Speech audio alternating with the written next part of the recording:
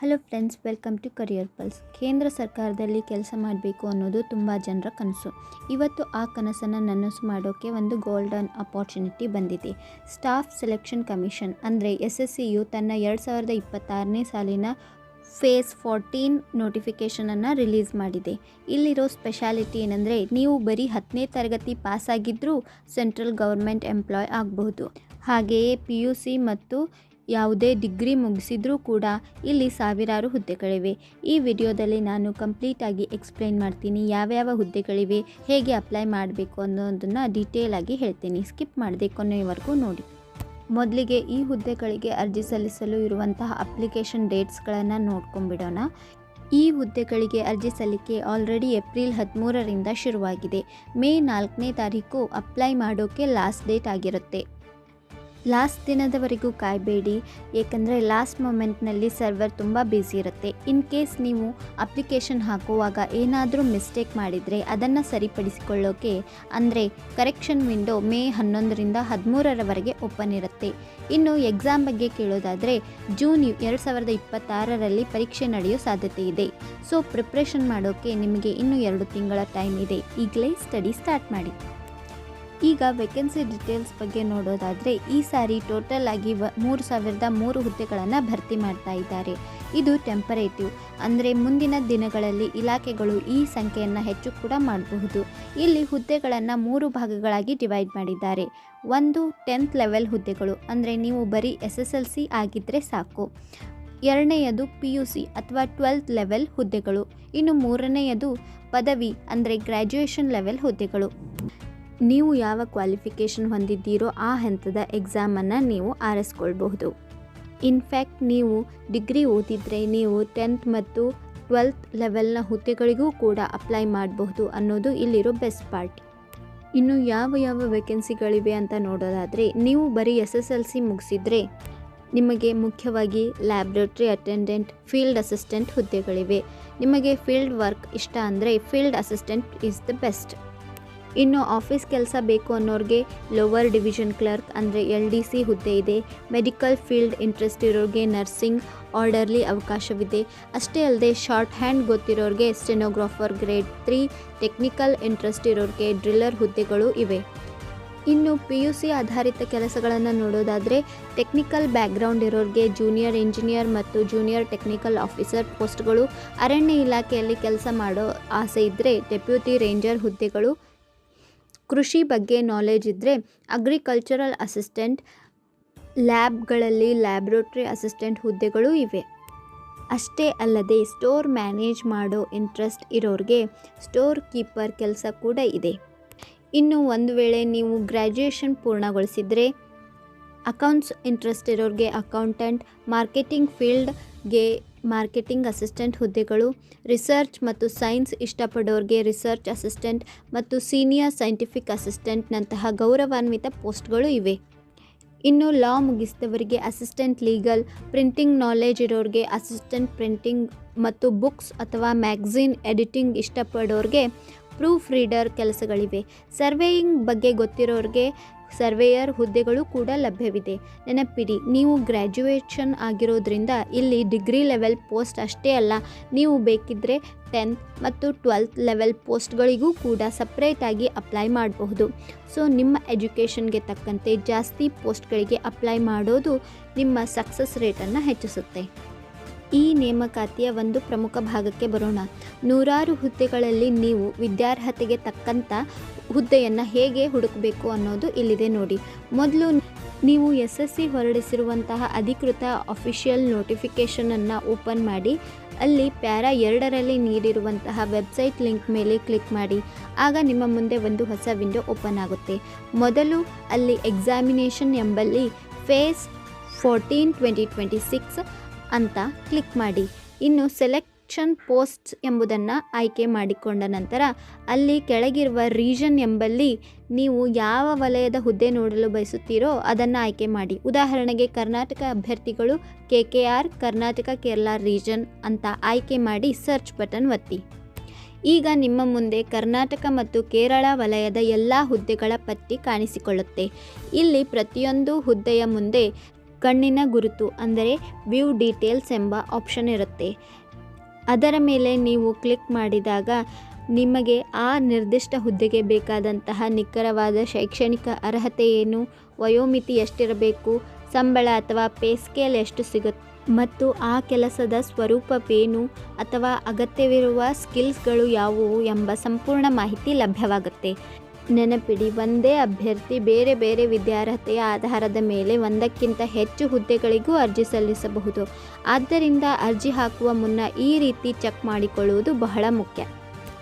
ಇನ್ನು ವಯೋಮಿತಿ ಬಗ್ಗೆ ಹೇಳೋದಾದರೆ, ನಿಮ್ಮ ವಯಸ್ಸನ್ನು ಜನವರಿ 1, 2026ಕ್ಕೆ ಅನ್ವಯವಾಗುವಂತೆ ಕ್ಯಾಲ್ಕುಲೇಟ್ ಮಾಡಲಾಗುತ್ತೆ. ಇಲ್ಲಿ ಬೇರೆ ಬೇರೆ ಪೋಸ್ಟ್ಗಳು ಇರೋದ್ರಿಂದ ಏಜ್ ಲಿಮಿಟ್ ಕೂಡ ಬೇರೆ ಬೇರೆ ಇರುತ್ತೆ. ಅಂದರೆ ಕೆಲವು ಹುದ್ದೆಗಳಿಗೆ 18ರಿಂದ 25 ವರ್ಷ ಇದ್ದರೆ, ಇನ್ನು ಕೆಲವು ಹುದ್ದೆಗಳಿಗೆ 30 ಅಥವಾ 35 ವರ್ಷದವರೆಗೂ ಅವಕಾಶವಿರುತ್ತೆ. ನೀವು ಯಾವ ಪೋಸ್ಟ್ಗೆ ಅಪ್ಲೈ ಮಾಡ್ತೀರೋ ಅದನ್ನು ನೋಟಿಫಿಕೇಷನ್ನಲ್ಲಿ ಒಮ್ಮೆ ಕ್ರಾಸ್ ಚೆಕ್ ಮಾಡಿ.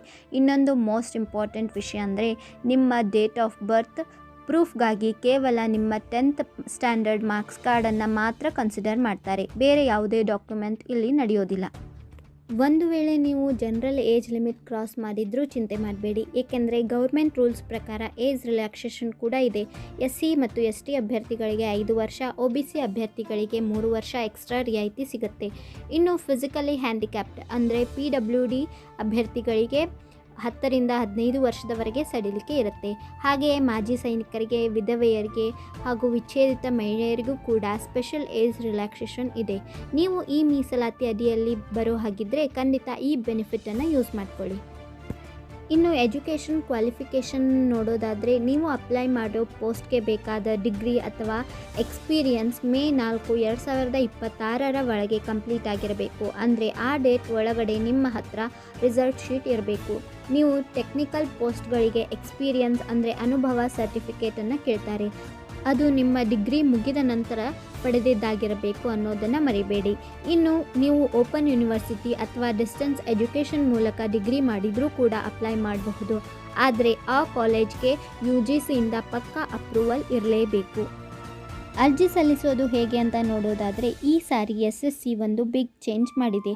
ನೀವು ಮೊದಲು ssc.nic.in ವೆಬ್ಸೈಟ್ನಿಂದ ಅರ್ಜಿಯನ್ನು ಸಲ್ಲಿಸ್ತಿದ್ರಿ ಅಲ್ವಾ? ಆದರೆ ಇನ್ನು ಮುಂದೆ ಅದು ನಡೆಯಲ್ಲ. ನೀವು ಹೊಸದಾಗಿ ssc.government.in ಅನ್ನೋ ಪೋರ್ಟಲ್ಗೆ ಹೋಗಿ ಹೊಸ OTR ಅಂದರೆ ಒನ್ ಟೈಮ್ ರಿಜಿಸ್ಟ್ರೇಷನ್ ಮಾಡೋದು ಕಡ್ಡಾಯ. ಹಳೆಯ ರಿಜಿಸ್ಟ್ರೇಷನ್ ನಂಬರ್ ಇಲ್ಲಿ ವರ್ಕ್ ಆಗೋದಿಲ್ಲ. ನೀವು ಬೇಕಿದ್ದರೆ ಮೈ SSC ಅನ್ನೋ ಆ್ಯಪ್ ಮೂಲಕ ಕೂಡ ಅಪ್ಲೈ ಮಾಡಬಹುದು.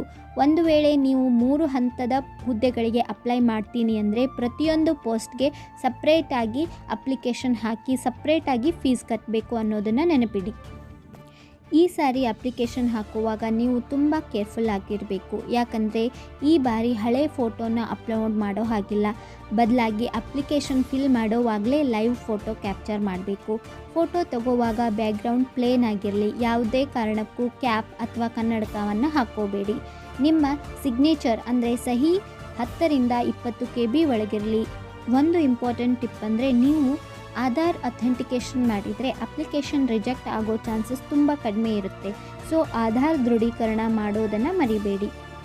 ಇನ್ನು ಅಪ್ಲಿಕೇಶನ್ ಫೀಯನ್ನು ನೋಡೋದಾದರೆ, ಇಲ್ಲಿ ಅಪ್ಲಿಕೇಶನ್ ಫೀಸ್ ತುಂಬ ಕಡಿಮೆ ಇದೆ. ಜನರಲ್ ಕ್ಯಾಟಗರಿಯವರಿಗೆ ಬರೀ ₹100 ಫೀಸ್ ಇರುತ್ತೆ.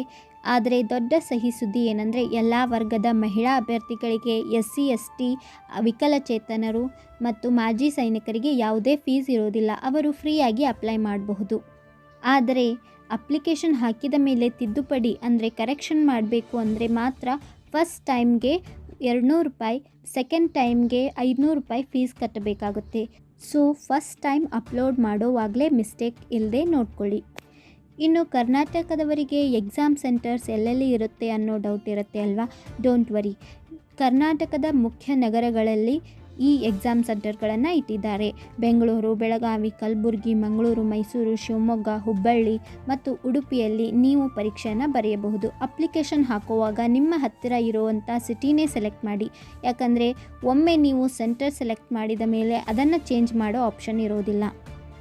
ಇನ್ನು ಎಕ್ಸಾಮ್ ಪ್ಯಾಟರ್ನ್ ಹೇಗಿರುತ್ತೆ ಅಂತ ನೋಡೋಣ. ಟೋಟಲ್ ಆಗಿ 100 ಕ್ವಶನ್ ಇರುತ್ತೆ. ಪ್ರತಿಯೊಂದಕ್ಕೂ 2 ಮಾರ್ಕ್ಸ್ ಅಂದರೆ ಒಟ್ಟು 200 ಅಂಕಗಳಿಗೆ ಎಕ್ಸಾಮ್ ನಡೆಯುತ್ತೆ. ನಿಮಗೆ ಸಿಗೋ ಟೈಮ್ ಬರೀ 60 ನಿಮಿಷ ಮಾತ್ರ. ಇದರಲ್ಲಿ 4 ಸಬ್ಜೆಕ್ಟ್ಗಳು ಇರುತ್ತೆ. General intelligence, general awareness, maths ಅಂದರೆ ಆಪ್ಟಿಟ್ಯೂಡ್ ಮತ್ತು ಇಂಗ್ಲೀಷ್. ಪ್ರತಿಯೊಂದು ವಿಭಾಗದಿಂದ 25 ಕ್ವೆಶ್ಚನ್ ಇರುತ್ತೆ. ಇಲ್ಲಿ 0.5 ನೆಗೆಟಿವ್ ಮಾರ್ಕಿಂಗ್ ಕೂಡ ಇದೆ.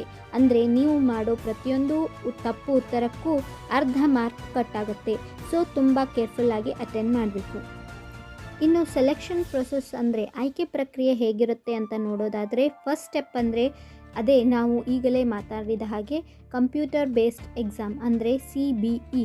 ಇದರಲ್ಲಿ ನೀವು ತಗೊಳ್ಳೋ ಮಾರ್ಕ್ಸ್ ಆಧಾರದ ಮೇಲೆ ನಿಮ್ಮ ದಾಖಲೆಗಳನ್ನು ಪರಿಶೀಲನೆ ಅಂದರೆ ಸ್ಕ್ರೂಟಿನಿಗೆ ಶಾರ್ಟ್ ಲಿಸ್ಟ್ ಮಾಡ್ತಾರೆ. ಇಲ್ಲಿ ಒಂದು ವಿಷಯ ಗಮನಿಸಿ, ಒಂದು ವೇಳೆ ಕೇವಲ 5 ಹುದ್ದೆಗಳಿದ್ದರೆ 1:30 ರೇಷೋದಲ್ಲಿ ಕ್ಯಾಂಡಿಡೇಟ್ಸ್ನ ಕರೀತಾರೆ. ಅದೇ 5ಕ್ಕಿಂತ ಹೆಚ್ಚು ಹುದ್ದೆಗಳಿದ್ದರೆ 1:15 ರೇಷೋದಲ್ಲಿ ಕರೀತಾರೆ. ಇದಾದ ಮೇಲೆ ಆಯಾ ಡಿಪಾರ್ಟ್ಮೆಂಟ್ನವರು ನಿಮ್ಮ ಡಾಕ್ಯುಮೆಂಟ್ಸ್ ವೆರಿಫೈ ಮಾಡ್ತಾರೆ. ಅಂದ ಹಾಗೆ ಕೆಲವು ಪೋಸ್ಟ್ಗಳಿಗೆ ಮಾತ್ರ ಸ್ಕಿಲ್ ಟೆಸ್ಟ್ ಇರುತ್ತೆ. ಅದು ಇದ್ದಲ್ಲಿ ಮಾತ್ರ ನೀವು ಅಟೆಂಡ್ ಮಾಡಬೇಕಾಗುತ್ತೆ. ಒಮ್ಮೆ ನೀವು ಎಕ್ಸಾಮ್ ಕ್ಲಿಯರ್ ಮಾಡಿದ ಮೇಲೆ ಡಾಕ್ಯುಮೆಂಟ್ ವೆರಿಫಿಕೇಷನ್ ಇರುತ್ತೆ. ಅದನ್ನು ಆಯಾ ಇಲಾಖೆಗಳೇ ಅಂದರೆ ಯೂಸರ್ ಡಿಪಾರ್ಟ್ಮೆಂಟ್ಸ್ ನಡೆಸುತ್ತವೆ. ಇಲ್ಲಿ ನೀವು ನಿಮ್ಮ 10th marks card, education certificates, ಜಾತಿ ಪ್ರಮಾಣಪತ್ರ, ಎಕ್ಸ್ಪೀರಿಯನ್ಸ್ ಸರ್ಟಿಫಿಕೇಟ್ಸ್ನ ರೆಡಿ ಇಟ್ಕೋಬೇಕು. ಒಂದು ವೇಳೆ ನೀವು ಆಲ್ರೆಡಿ ಯಾವುದಾದ್ರೂ ಗೌರ್ಮೆಂಟ್ ಜಾಬ್ನಲ್ಲಿದ್ದರೆ ನಿಮ್ಮ ಇಲಾಖೆಯಿಂದ NOC ಅಂದರೆ ನೋ ಅಬ್ಜೆಕ್ಷನ್ ಸರ್ಟಿಫಿಕೇಟ್ ತರೋದನ್ನು ಮರಿಬೇಡಿ. ಇನ್ನು ಪರೀಕ್ಷಾ ಕೇಂದ್ರಕ್ಕೆ ಹೋಗುವಾಗ ಏನೇನು ತೆಗೆದುಕೊಂಡು ಹೋಗಬೇಕು? ಫಸ್ಟ್ ನಿಮ್ಮ ಅಡ್ಮಿಷನ್ ಸರ್ಟಿಫಿಕೇಟ್ ಅಂದರೆ ಹಾಲ್ ಟಿಕೆಟ್ ಇರಲಿ. ಅದರ ಜೊತೆಗೆ 2 ಲೇಟೆಸ್ಟ್ ಪಾಸ್ಪೋರ್ಟ್ ಸೈಜ್ ಫೋಟೋ ಇಟ್ಕೊಳ್ಳಿ. ಇನ್ನು ID ಪ್ರೂಫ್ಗಾಗಿ ಆಧಾರ್ ಕಾರ್ಡ್, ವೋಟರ್ ID ಅಥವಾ ಪಾನ್ ಕಾರ್ಡ್ಗಳಲ್ಲಿ ಯಾವುದಾದ್ರೂ ಒಂದು ಒರಿಜಿನಲನ್ನು ತೆಗೆದುಕೊಂಡು ಹೋಗಿ. ನಿಮ್ಮ ID ಪ್ರೂಫ್ನಲ್ಲಿ ಡೇಟ್ ಆಫ್ ಬರ್ತ್ ಕ್ಲಿಯರ್ ಆಗಿರಲಿ. ಇಲ್ಲಾಂದರೆ ಇದರ ಜೊತೆಗೆ 10th ಮಾರ್ಕ್ಸ್ ಕಾರ್ಡ್ ಕೂಡ ಒರಿಜಿನಲ್ ತೆಗೆದುಕೊಂಡು ಹೋಗೋದು ಸೇಫ್. ಈಗ ಕೆಲವು ಮೋಸ್ಟ್ ಇಂಪಾರ್ಟೆಂಟ್ ಟಿಪ್ಸ್. ಮೊದಲನೇದಾಗಿ ಲಾಸ್ಟ್ ಡೇಟ್ ಇರೋವರೆಗೂ ವೇಟ್ ಮಾಡಬೇಡಿ, ಏಕೆಂದರೆ ಲಾಸ್ಟ್ ಮೂಮೆಂಟ್ನಲ್ಲಿ ಸರ್ವರ್ ಕೈ ಕೊಡೋ ಚಾನ್ಸಸ್ ಇರುತ್ತೆ. ಎರಡನೇದಾಗಿ ನಿಮ್ಮ ಹೆಸರು ಮತ್ತು ಡೇಟ್ ಆಫ್ ಬರ್ತ್ ಅಪ್ಲಿಕೇಶನ್ನಲ್ಲಿ ಫಿಲ್ ಮಾಡುವಾಗ ನಿಮ್ಮ 10th ಮಾರ್ಕ್ಸ್ ಕಾರ್ಡ್ನಲ್ಲಿ ಹೇಗಿದೆಯೋ ಹಾಗೆಯೇ ಇರಲಿ. ಒಂದು ಸ್ಪೆಲ್ಲಿಂಗ್ ಕೂಡ ಮಿಸ್ ಮಾಡಬೇಡಿ. ಆ್ಯಂಡ್ ವೆರಿ ಇಂಪಾರ್ಟೆಂಟ್, ಒಂದೇ ಹುದ್ದೆಗೆ 2 ಸಾರಿ ಅಪ್ಲೈ ಮಾಡೋಕ್ಕೆ ಹೋಗಬೇಡಿ. ಹಾಗೆ ಮಾಡಿದರೆ ನಿಮ್ಮ ಅಪ್ಲಿಕೇಶನ್ ರಿಜೆಕ್ಟ್ ಆಗುತ್ತೆ. ನಿಮಗೆ ಅರ್ಜಿ ಸಲ್ಲಿಸುವಾಗ ಏನಾದರೂ ಟೆಕ್ನಿಕಲ್ ಪ್ರಾಬ್ಲಮ್ ಆದರೆ ಅಥವಾ ಯಾವುದೇ ಡೌಟ್ಸ್ ಇದ್ದರೆ SSC ಅವರ ಅಫಿಷಿಯಲ್ ಟೋಲ್ ಫ್ರೀ ನಂಬರ್ ಇಲ್ಲಿದೆ ನೋಡಿ. ಈ ನಂಬರ್ಗೆ ನೀವು ಕಾಲ್ ಮಾಡಿ ಹೆಲ್ಪನ್ನು ತಗೊಳ್ಬೋದು. ಸೊ ಫ್ರೆಂಡ್ಸ್, ಇದಾಗಿತ್ತು SSC ಫೇಸ್ 14 ನೇಮಕಾತಿಯ ಕಂಪ್ಲೀಟ್ ಡೀಟೇಲ್ಸ್. ಅಪ್ಲೈ ಮಾಡೋಕ್ಕೆ ಡೈರೆಕ್ಟ್ ಲಿಂಕನ್ನು ನಾನು ಡಿಸ್ಕ್ರಿಪ್ಷನ್ ಬಾಕ್ಸ್ನಲ್ಲಿ ಕೊಟ್ಟಿದ್ದೀನಿ, ಚೆಕ್ ಮಾಡಿ. ಈ ಇನ್ಫಾರ್ಮೇಷನ್ ನಿಮಗೆ ಯೂಸ್ಫುಲ್ ಅನಿಸಿದರೆ ಪ್ಲೀಸ್ ಈ ವಿಡಿಯೋವನ್ನು ಲೈಕ್ ಮಾಡಿ ಮತ್ತು ನಿಮ್ಮ ಫ್ರೆಂಡ್ಸ್ ಜೊತೆಗೆ ಶೇರ್ ಮಾಡಿ. ಇಂಥದ್ದೇ ಕರಿಯರ್ ಅಪ್ಡೇಟ್ಸ್ಗಳಿಗಾಗಿ ನಮ್ಮ ಕರಿಯರ್ ಪಲ್ಸ್ ಚಾನಲನ್ನು ಈಗಲೇ ಸಬ್ಸ್ಕ್ರೈಬ್ ಮಾಡಿ. ಎಲ್ಲರಿಗೂ all the best. Thank you.